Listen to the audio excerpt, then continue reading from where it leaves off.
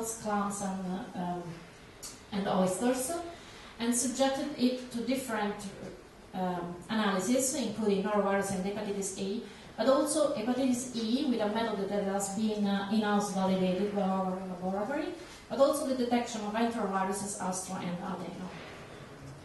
And what we found was quite interesting, because we expected to have some contamination on noroviruses and hepatitis A, but we found quite a lot also of hepatitis E and enteroviruses.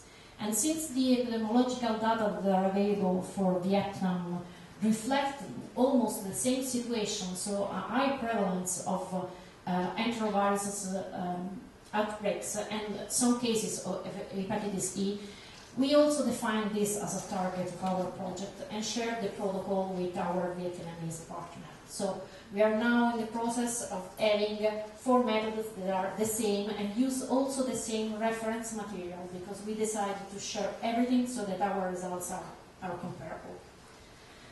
So, closing with the method modernization objective, we went to the method development. And as I said, our objective was to work for methods that could be applied on a large number of samples, and it could be fast and possibly with a chance of automation. So our first test was on the use of cationic magnetic beads for this aim. Cationic magnetic beads have several advantages in virus detection. First of all, it's a universal kind of system, so it's able to concentrate every kind of virus, so it's not specific. Magnetic beads are also quite stable, low cost, that is important if you want to manage a large number of samples, and could be possibly reused. So the first test was, let's try to see if we can automate the system. That would be perfect. Just mix up, prepare the sample, lyse the tissue, and let the machine do all the concentration steps for the viral analysis. So we prepared a set of samples that were prepared more or less using the ISO method, so the dissection of the digestive glands and chopping of the digestive glands, followed by a digestion by proteinase K to lyse the tissue. And after that, we split the protocol in 3 alternatives. The first one was following the ISO. The second one was the automatic pediatric system that is available from Life Technologies. And the last one was the use of cationic magnetic beads with a manual system. So just put the beads in the sample and apply a magnet and recover all the virus that is attached to the beads. And unfortunately, what we saw was that the automatic system is not fit for purpose in this kind of analysis. As you can see here, we tested mango virus that is used as process control for the method, as well as the target that we usually analyze, so noroviruses and hepatitis A. And the ISO results were the best for all the combination that we applied, all the 4 different kind of samples that we prepared. Furthermore, by comparing the automatic system and the manual use of cationic beads, we could see that there was a difference in some cases of 1 log. In some cases, we went from non-detectable with the automatic system to detected with all the other systems. So we defined that probably this kind of automatic approach was not suitable for shellfish analysis.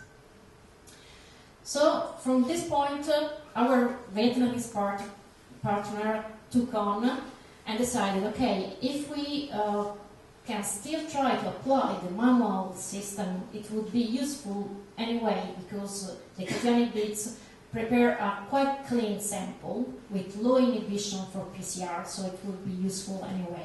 Let's try to see if by changing the cationic beads in use we can have better results. So they tested in parallel 3 different kinds of cationic beads, the same that we have already tested, the paramagnetic beads from Bioclone that are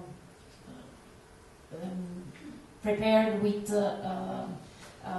actually amine linkage, so they are mostly negatively charged.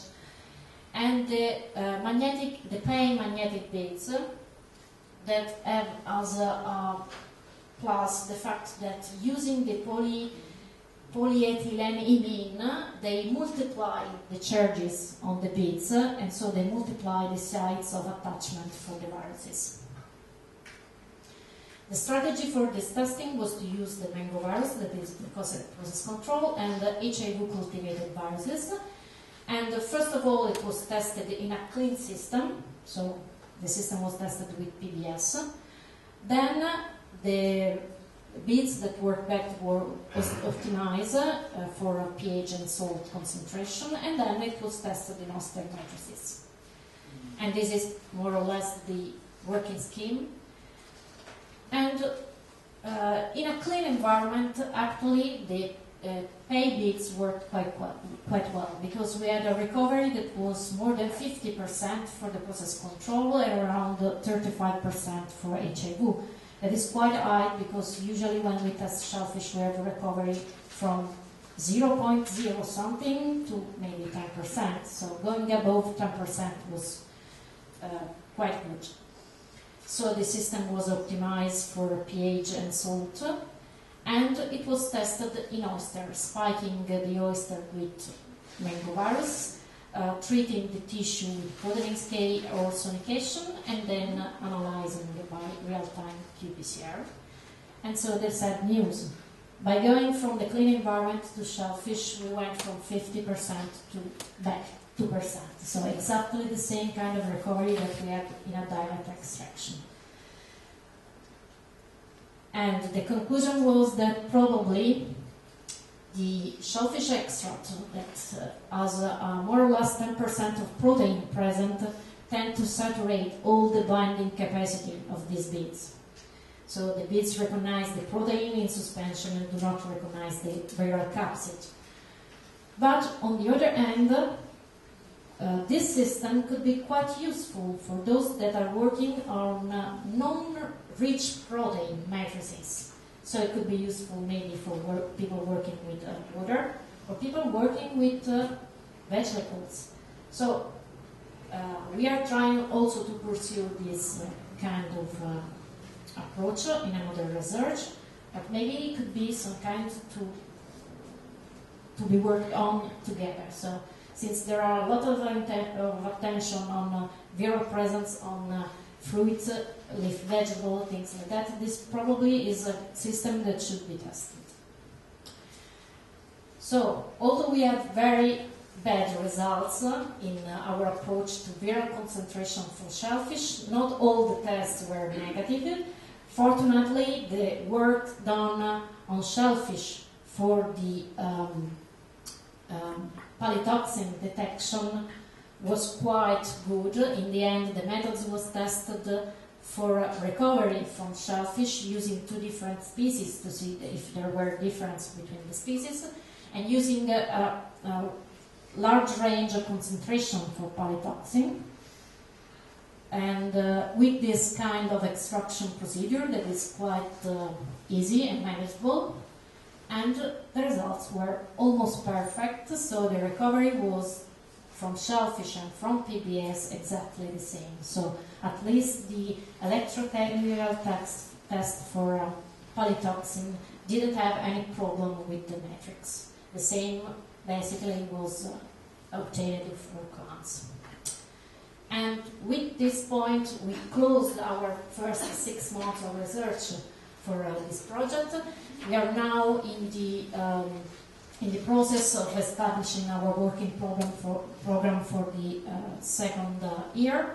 And in this part, we will concentrate on alternative conditions for real-time PCR, because our goal is also to have methods that could be used in the field.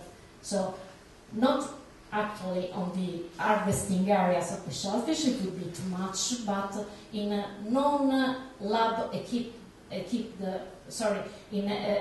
laboratories. So, also for shellfish companies that could test the products before sending it for export. And more than this is the program for the last year. We are going to run a sampling plane on at least 2 different areas, northern Vietnam and southern Vietnam, from harvesting areas and from markets, with the aim of detecting and quantitating the enteric viruses, Vibrio paramolyticus and polytoxin. So that's it. Thank you.